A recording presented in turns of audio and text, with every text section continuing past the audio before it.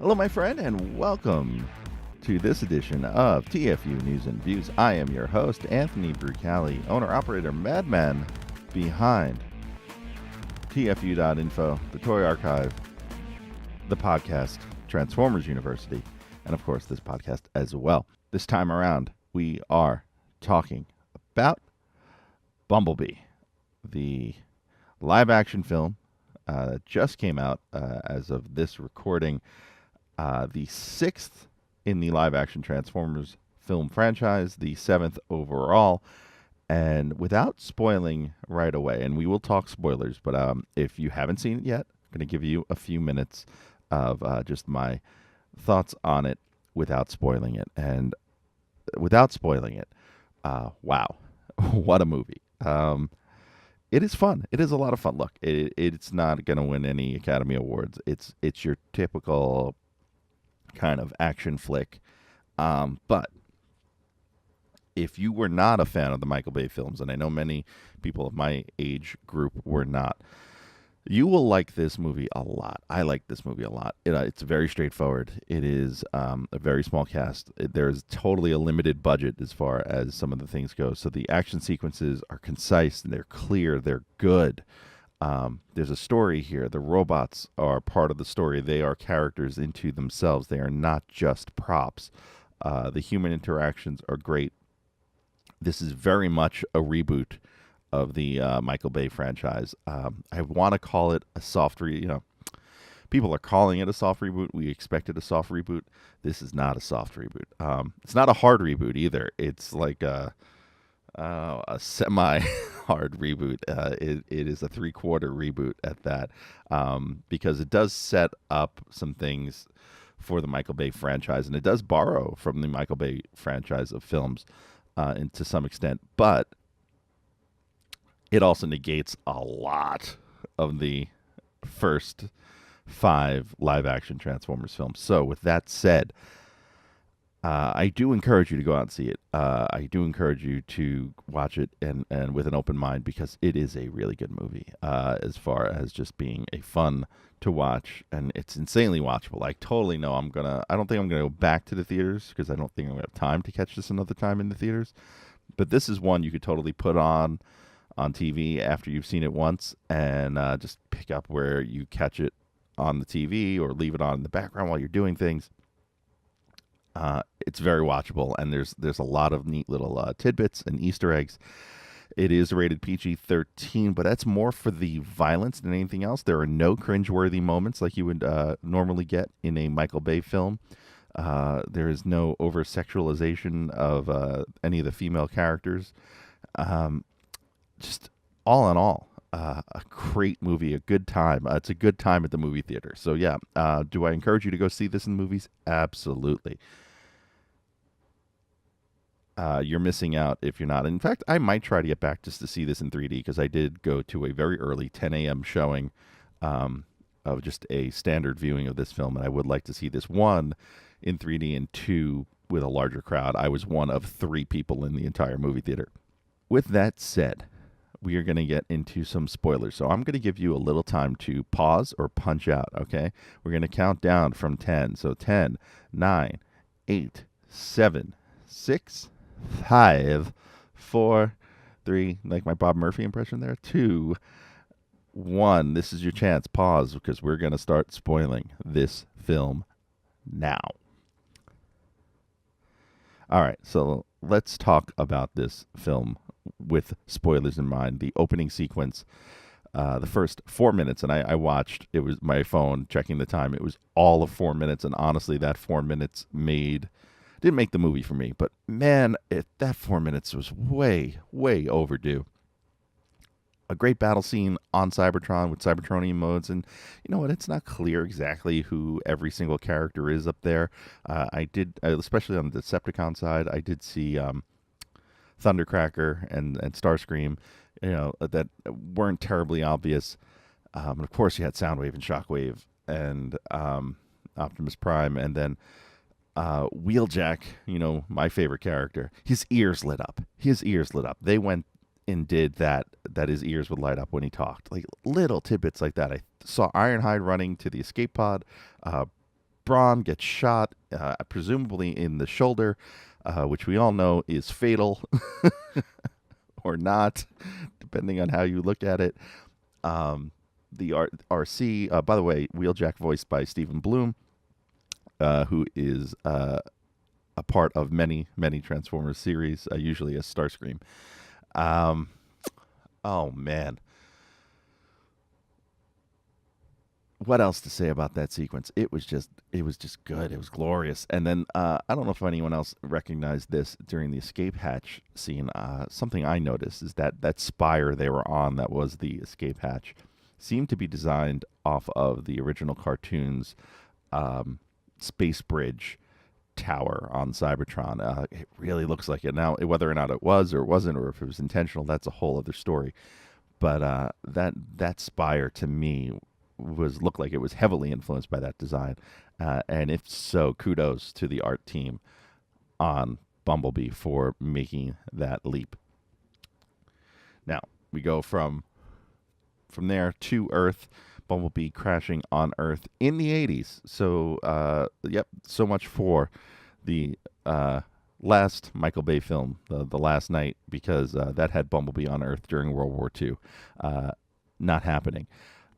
Some of the neat things, he scans a Jeep, he turns into a Jeep, and then when he transforms into robot mode, just such a neat touch, is that he still had the Jeep grill on his chest, and we thought that, a lot of the early materials made you think that was part of a flashback to World War II, and it wasn't, and that was just super cool to me before he scanned the Jeep mode and went into hiding. I'm not going to go over all the plot here, but there was just so much there, and then you get your typical fish out of water, alien on Earth plot. Hide the alien, i.e. like E.T. Alien makes friend. Government comes and kidnaps alien. Like it's E.T. with a car, right? But there were so many little, neat little 80s references. So I made a list as I was watching the movie, and just some of these things that just such cool touches. So when we meet Mimo, well, not the time we meet Mimo, and that is Charlie's friend, the kid from across the street. He when he comes out of his house across the street, he's reading GoBots magazine, which he then tosses into a bush. We see Charlie eating Mr. T cereal. One of the Sector 7, another thing borrowed from the Michael Bay films, one of the Sector 7 agents is named Simmons. The sheriff who chases them in the cop car, that is Fred Dryer. For those of you who grew up in the 80s watching lots of TV like I did, Fred Dryer, former football player, also Hunter, of the cop drama of the same name. There's a number of uses of the final scene of The Breakfast Club, which, if you didn't know, features in that scene Judd Nelson. Judd Nelson was the voice of Hot Rod in the 1986 film. That's such a nice touch. And speaking of the touch, we hear the song The Touch in one scene, which is one of the more obvious things. There's there's a mention of Alf, and we see Alf on TV. Shout out to Brian Kilby because he loves his Alf. That's not just a throwaway, right? Because Alf is an alien on Earth hiding with a human family. That's very, very deliberate in its choice, and just another nice little touch there. You have your typical hero's tale here with Charlie, which is also very important. The hero's tale usually means the main character is missing a parent, either or two, and she is missing her father. The use of her as a diving prodigy, or at least a skilled high diver, plays into the film. It's not a throwaway. Everything in this film has a place for the most part, and that's very important. It's important in a good story, whereas in the Michael Bay films, things showed up out of convenience. In this film, there was very little that showed up out of convenience, and I think that is really where it goes a long way into telling a good story and just being a good movie. Another neat little art touch, Bumblebee's scanners from his eyes when he's watching things, when you see things from his point of view, those scanners are honeycomb shape. Just another, it's not a throwaway thing. His name is B. his name. The B-127, I would love to know where that references to, because there's nothing I can think of that does. And then finally, and last little thing on my notes, there's always a dam. I'll say it again. There's always a dam. The first cartoon, there was a dam. In the first series of episodes, in the first Michael Bay film, there was a dam. In numerous pieces of side fiction that I cover in my other podcast, Transformers University, there's a dam. There is always a dam. And in the final scene here, when Bumblebee is fighting Shatter, he blows up what is essentially a dam to flood where he is. So all of that together is a series of nice touches that have made this movie fun. Now, look, the movie, it does have some flaws, and we can talk about those too. I really like the Decepticons in this film, but they're never named, with the exception of Dropkick, as far as I could tell. Ravage is named. Shockwave is named. But Shatter is not named. And Blitzwing is never called by name. So you have these characters who were very important to the film, and they're never shown by name. However, we do see Bumblebee lose his voice, and Blitzwing taking it away, which also goes against the Michael Bay continuity of Megatron taking it away. So there's a lot there. We do get the scene at the end where Bumblebee scans a Camaro and rides off with a Freightliner red with the Optimus Prime trailer. It's a neat little fan service touch, but let's face it, it's just that fan service. And so, I mean, that's one of my big complaints, is the Decepticons could have used a little bit more. They're good. They could be better. They're still better than anything in any of the Michael Bay films, including The Last Night, where the Decepticons got some decent characterization, or at least caricatures, as I like to call them. What else? This film, it suffers a little bit from what I like to call Goldberg Syndrome. If you watch The Goldbergs on ABC, that show, and another show, Off the Boat, which is also on ABC, they treat their decade as if it happened all at once. So The Goldbergs takes place in the 80s, Off the Boat takes place in the 90s. Both of those shows work as if the entire span of their decade, in the Goldbergs' case, it's the 80s, takes place all at the same time. So something that may be relevant from 1984 and something that may be relevant from 1988 take place at the same time. And I feel like the Bumblebee film kind of does that as well. There's use of music in this film, which a lot of 80s movies are about, right? There's, the original Transformers film was loaded with music. A movie like Rocky IV, or Top Gun, or Karate Kid Part 2. There's a lot of 80s movies relying heavily on music to carry the story. And Bumblebee does it, but it does it well in that it incorporates it as best it can into his radio for some parts, or into the scenes. It's very well done.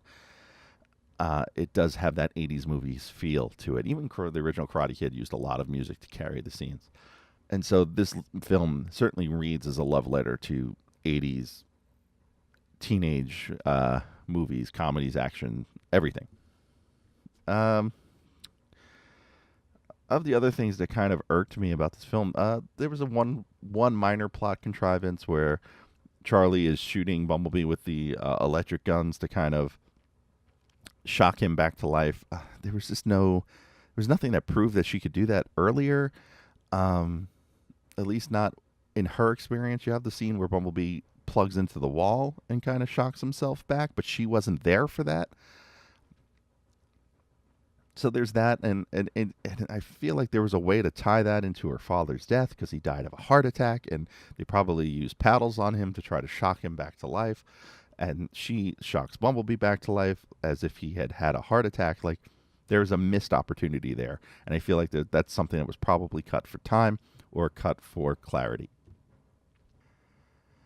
So aside from that, there's not really much to complain about with this film. It's a fun movie. It's a good time. Don't think too hard about it. That's all I would tell you. It's not that you can't, say with the Michael Bay films, where you need to stop thinking when you watch them. But just sit back, enjoy, go for the ride. It's certainly worth it. And that will wrap up this edition of TFU News and Views. If you like the show, if you like the other shows, please subscribe to our YouTube channel, youtube.com/TFU.INFO, where all of this stuff shows up with the podcast feeds and everything else, and some other assorted fun things like toy reviews and live reports from Toy Fair and New York Comic Con. As always, you can reach out to me on Twitter at TFU_info if you would like to interact with me. Finally, if you want to support the show directly, swing on by to our Patreon, patreon.com/TFU.INFO. You can sign up for there for as little as $1. You'll get advanced listens to Transformers University at least one day ahead of everyone else, and a number of other great opportunities. Right now, my students over there are actually helping me plan out our coverage of 1986. Finally, it's the holiday season. You got any last minute shopping? Please use our Amazon links, tfu.info/Amazon. Anything you then buy on Amazon, they'll kick back a few cents our way. So that'll just about do it. Go out, go see Bumblebee. It is so worth the watch. It is so worth the time. It's a great, quick, fun movie.